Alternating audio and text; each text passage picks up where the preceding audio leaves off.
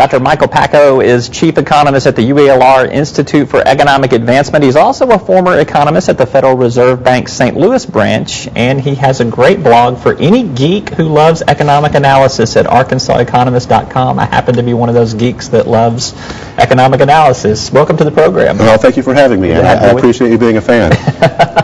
Let's begin with some economic data that we have out there. We're at the 6-month mark. We've got some things to kind of put under the belt, see how things are trending in 2012. Let's start with home sales. We just got some most recent numbers this past week. It shows that the housing industry is hanging in there. It's not great, not awful. Certainly something not to write home about. Give me a grade on it. Is it a C or is it a B? Oh, I'd say a B minus. The direction is correct. We're going up. We're seeing sales up from last year for the first half of 2012, up for about 4.3%. That's a little bit weaker than the 7.5% that I had forecast most recently. That's a pretty optimistic forecast, but in part it's based on the fact that 2011 wasn't a very strong year in home sales, so I'm expecting some rebound effect. I still am expecting things to look up a little bit in the second half of the year, where a lot of the home sales do take place in the latter part of the summer.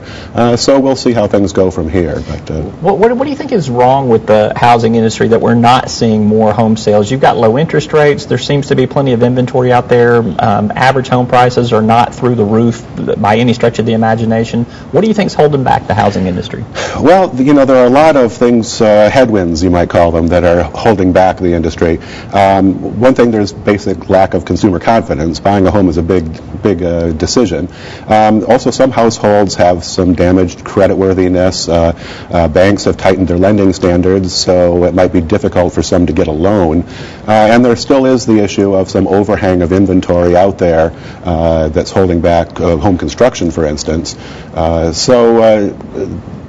It's definitely at the core of our economic problems, but many of those issues aren't as problematic for Arkansas as they are for other parts of the country that saw a big housing boom and subsequent crash. Right. Let's shift our gears, talk about employment and unemployment numbers. The unemployment rate, again, is moving in the right direction. It has been coming down over the last year. I think it was 8.1% about a year ago, 7.2% now. Why does it still feel like we have not hit some sort of great recovery? A full percentage point better in unemployment should make us feel better about things. And that's a significant progress. It's actually far more rapid decline in unemployment than I had anticipated. If I'm going to be wrong about a forecast, that's the way to go, I suppose.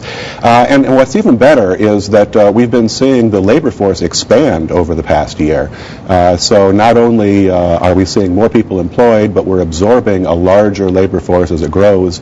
And that's something that you don't see on the national level. The unemployment rate's been coming down nationally, but also with a very stagnant labor force growth rate. So that bodes well for Arkansas. Now, May and June, we saw that trend falter a little bit, but those are just a couple months of data. I really don't want to make any decisions about whether a trend has changed. So I'm still fairly optimistic about the employment outlook. When you look at some of the sectors in the employment base in Arkansas, you see some declines in manufacturing and construction. You see some growth in hospitality and healthcare, and even government job growth as well. Yeah. Troubling to you or not troubling to you?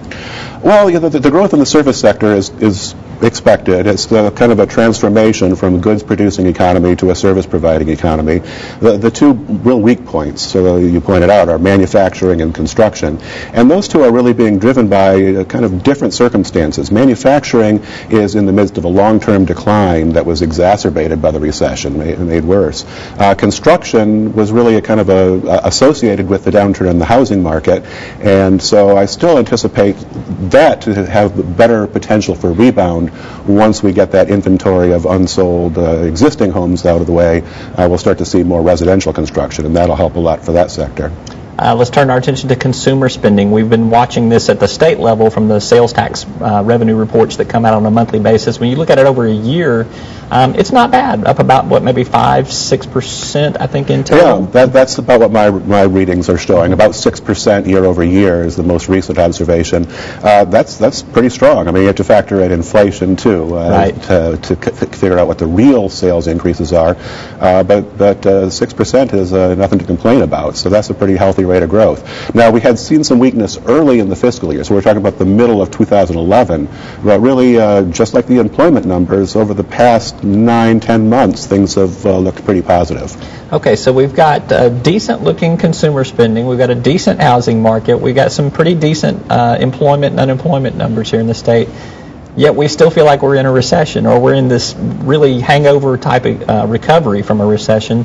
What has to happen to maybe get consumers, to get people more in a frame of mind that things are getting better if the data is indicating that things are getting better? Well, I think sometimes we don't take a step back and look at the big picture as often as we should, because as you point out, things are moving in a positive direction. I think what makes people feel like things are still sluggish is that it's a slow expansion.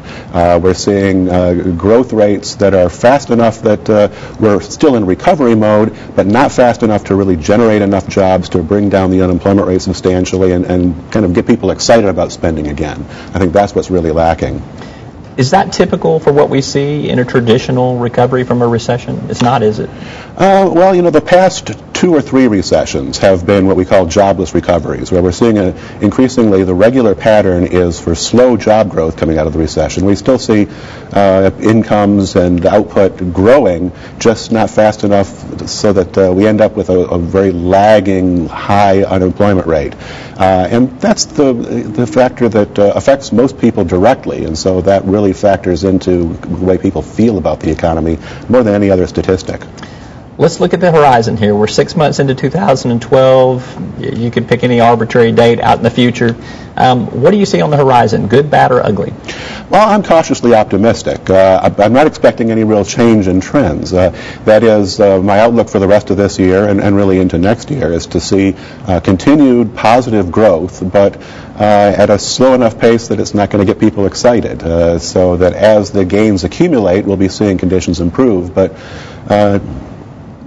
in a painfully slow way in some sense. You've got me all enthusiastic about this. So, Dr. Michael Pakko, economist with the University of Arkansas at Little Rock's Institute for Economic Advancement. That is a big mouthful. Thank you for being with us. Appreciate you. Thank you for having me. All right.